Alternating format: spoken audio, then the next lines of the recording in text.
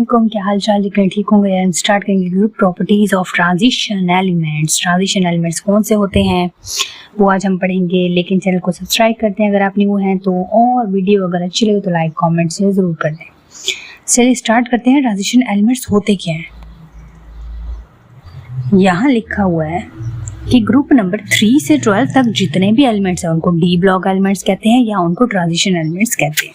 तो यहाँ पे देखो तो ये है ग्रुप नंबर 3 से लेके और ग्रुप नंबर 12 तक जितने भी मेटल्स आती हैं वो ट्रांजिशन एलिमेंट्स हैं। इनको डी ब्लॉक कहते हैं, इनको ट्रांजिशन एलिमेंट्स कहते हैं।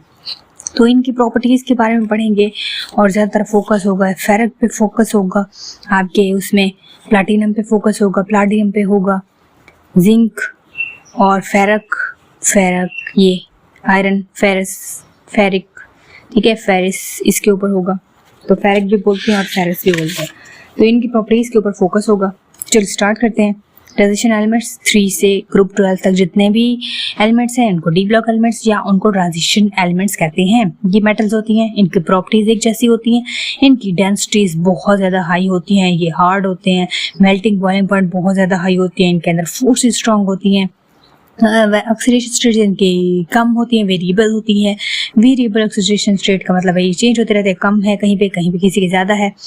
और ये जो है कलरफुल होते हैं, कलर्ड होते हैं ये कंपाउंड्स। मेलेबल डक्टाइल है, मेलेबल का मतलब है इनको हम बेंड कर सकते हैं, डक्टाइल का मतलब है इससे शीट्स बनती हैं, वायर्स बनती हैं। तो ये लोहा जो है आयरन है और सिल्वर है, ठीक है, स्टील है। अच्छा, ट्रांजिशन मेटल्स जो है वो इसके compounds, transition elements, transition metals जितने भी हैं एज अ कैटलिस्ट बहुत ज़्यादा यूज होते हैं केमिकल रिएक्शन में। कैटलिस्ट का मतलब है कि वो कैटलिस्ट वो चीज़ होती है जो कि सब्सटेंस होती है जो केमिकल रिएक्शन को तेज़ करने के लिए, स्पीड अप करने के लिए यूज होती है। तो ये क्या करती हैं कि सरफेस को एक्टिवेट करने के लिए, प्रोसेस को एक्टिवेट करने के लिए, फॉर एग्जांपल यहाँ पे है आयरन, एक ट्रांजिशन एलिमेंट है, आयरन लोहे को कहते हैं। ये कैटलिस्ट के तौर पे कहाँ यूज़ होगी? इंडस्ट्रीज़ में होगी। ये क्या करेगी? अमोनिया देगी, ठीक है। अमोनिया के प्रोसेस में ये जो अमोनिया बन रही होती है हाबर प्रोसेस के थ्रू, ये वहाँ पे एज ए कैटलिस्ट यूज होगी। यहाँ पे देखो हाबर प्रोसेस, ये इंपॉर्टेंट शॉर्ट क्वेश्चन एमसीक्यूज है। हाबर प्रोसेस ऐसा होता है जिसमें खाद, अमोनिया बन रही होती है। अमोनिया कहाँ यूज होती है? खादों में यूज होती है। तो अमोनिया को बनाने के लिए जो प्रोसेस है उसका क्या नाम है? उसका नाम हाबर प्रोसेस है। और हाबर प्रोसेस के थ्रू अमोनिया बनती है। और अमोनिया कहाँ यूज होती है? खाद बनाने में। खाद कौन सी? DAP, अमोनियम नाइट्रेट, खादों के अंदर होती है। तो यहाँ पे देखें, पहले नाइट्रोजन है, हवा से नाइट्रोजन और हाइड्रोजन लेके फेरिक आयरन की प्रेजेंस में, आयरन कैटलिस्ट की प्रेजेंस में हमने अमोनिया बनाई है। प्लैटिनम कहाँ पे यूज होती है? PT, ये भी कैटलिस्ट के तौर पे यूज होते हैं कॉन्टैक्ट प्रोसेस में। कॉन्टैक्ट प्रोसेस क्या होता है? जिसमें हम सल्फ्यूरिक एसिड को तैयार करते हैं, manufacturing of sulphuric acid. Sulphuric acid king of acids, उसको तैयारी में प्लैटिनम कैटलिस्ट यूज होता है और उस प्रोसेस का नाम है कॉन्टैक्ट प्रोसेस। अमोनिया को तैयार करने का process Haber process. This expensive catalyst, ये बड़ी एक्सपेंसिव है। प्लाटिनम कैटेगरी नाम तो सुना होगा। एक डायमंड होती है, एक प्लाटिनम होती है। सबसे ज़्यादा महंगी कौन सी होती है, प्लाटिनम या डायमंड? कमेंट में ज़रूर बताइएगा। अच्छा, this expensive catalyst is however rendered inactive due to the presence of arsenic. अब इसके अंदर कुछ प्रॉपर्टीज आर्सेनिक की होती है, कभी कभी ये इनएक्टिव हो जाती है, मतलब सही तौर पे काम नहीं कर सकती। तो एज इम्प्योरिटी सल्फर डाइऑक्साइड के तौर पे आती है वेंडियम pentoxide V2O5, paint 5 oxide O5 और वेंडियम V2, ये शॉर्ट को सुना सकते हैं। इसका फार्मूला क्या है? वेंडियम पेंटॉक्साइड। तो ये कैटलिस्ट के तौर पे यूज होती है जहाँ पे ये काम करना छोड़ दे प्लैटिनम, क्योंकि आर्सेनिक की मौजूदगी में, इम्प्योरिटी की सूरत में कभी कभी जो है वो नहीं बन पाती सल्फ्यूरिक एसिड, तो वहाँ पे फिर वेंडियम पेंटॉक्साइड यूज किया जाता है ताकि हमारे सल्फ्यूरिक एसिड, सल्फर डाइऑक्साइड, पहले हम क्या बनाते हैं? सल्फर डाइऑक्साइड और ऑक्सीजन वेंडियम पेंटॉक्साइड की प्रेजेंस में। क्योंकि प्लैटिनम इनएक्टिव या एक्सपेंसिव बहुत ज़्यादा है तो हम इसलिए वो अफोर्ड नहीं कर सकते, तो हम फिर वेंडियम पेंटॉक्साइड यूज़ करते हैं। सल्फर डाइऑक्साइड SO2 और ऑक्सीजन की प्रेजेंस में V2O5 कैटलिस्ट यूज़ होता है।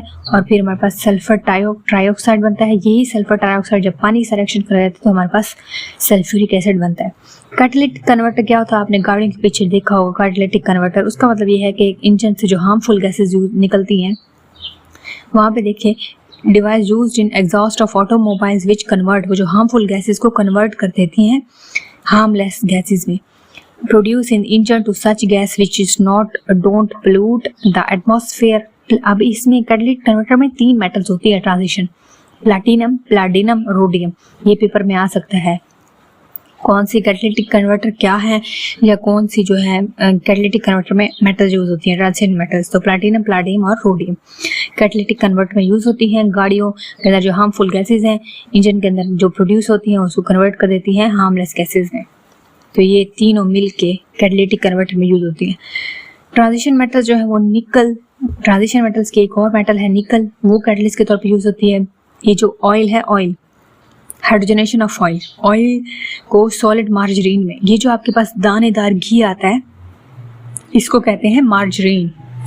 और ये पहले दानेदार ये जो घी होता है, दानों वाला घी, ठीक है, बनास्पति घी जिसको बोलते हैं, ये पहले ऑयल होता है। और ऑयल की हाइड्रोजनेशन करके, हाइड्रोजन ऐड करके निकल कैटलिस्ट की मौजूदगी में, निकल ट्रांजिशन मेटल है, इस मेटल की प्रेजेंस में हाइड्रोजन और ऑयल उसको यूज़ करके, वेजिटेबल ऑयल उसको यूज़ करके हम ये जो ऑयल है और हाइड्रोजन है और निकल है, इनका कॉम्बिनेशन ये ऑयल को किस में कन्वर्ट कर देता है, सॉलिड मार्जरीन में कन्वर्ट कर देता है। मार्जरीन एक likely less to spoil than butter.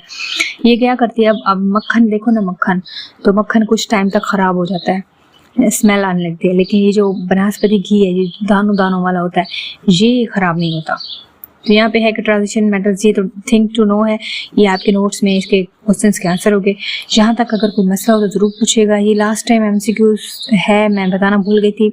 ये जो पानी के अंदर नीला कलर होता है पानी का, और साफ़ करने के लिए क्लोरीन यूज़ होती है, हैलोजन, ठीक है। यहाँ तक कोई मसला हो तो ज़रूर पूछिएगा। ये मेन पॉइंट्स को मैंने हेडिंग दे दी है, अंडरलाइन कर दिया, आपने इसको अच्छे से याद करना है ये। और अगर मेरे चैनल पे न्यू है तो चैनल को सब्सक्राइब कर दें। अगर आपको वीडियो अच्छी लगे तो लाइक कमेंट से ज़रूर कर दें। मिलते हैं नेक्स्ट लेक्चर में, अपना ख्याल रखिएगा। थैंक यू सो मच, अल्लाह हाफिज़।